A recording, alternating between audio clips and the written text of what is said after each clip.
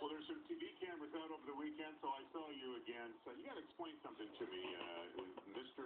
Gupta, who worked for Schwann's for 6 years, had been ridiculed by coworkers, had been physically accosted, apparently, by coworkers. Didn't say anything for 6 years, was transferred from Austin to Houston because he was having problems in Austin. Comes to Houston, apparently the problem comes with him. But for 6 years, he doesn't say anything. Now, all of a sudden, he files a federal lawsuit against Schwann's. I'm just curious. There's got to be a lot more to this story, Quanell, because I'm telling you, if somebody was calling me names or sticking a broomstick in my groin, I wouldn't be working for that company very long. Well, what you have to understand is that there are a lot more to the story. Mr. Gupta was working in Austin where these dehumanizing acts were taking place. It was more than just accosted. He was assaulted by some of the white co-workers of his in Austin. And so he requested a transfer to try to get away from that, because when he attempted to go to Human Resources told the supervisors who were doing these things to him exactly what his complaint was about, and it's supposed to be anonymous. So he knew he didn't have a way out.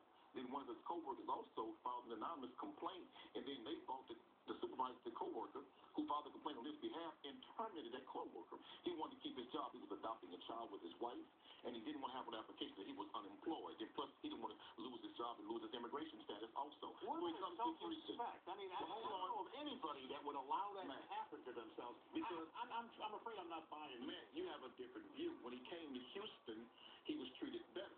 But the same supervisors transferred from there to Houston, and he went to Human Resources immediately, and they told him to grow up and learn to deal with it. And those same repeated acts are going to take place right here in Houston. See, you have the complexion for the protection. Mr. Gupta and I don't have that. So we suffer differently than what you would even think to understand in this country. Even though white folks cannot imagine how people are going to suffer racism in the workplace. This guy's got this man's case is about race. Same legal protection as anyone else. Man, you know, when you don't go to work every day for 6 years while somebody's jamming a broomstick. I agree with you. He should have took that same broomstick to him and stuck it where the sun don't shine. But you don't understand what it is to be a man or woman of color in this nation.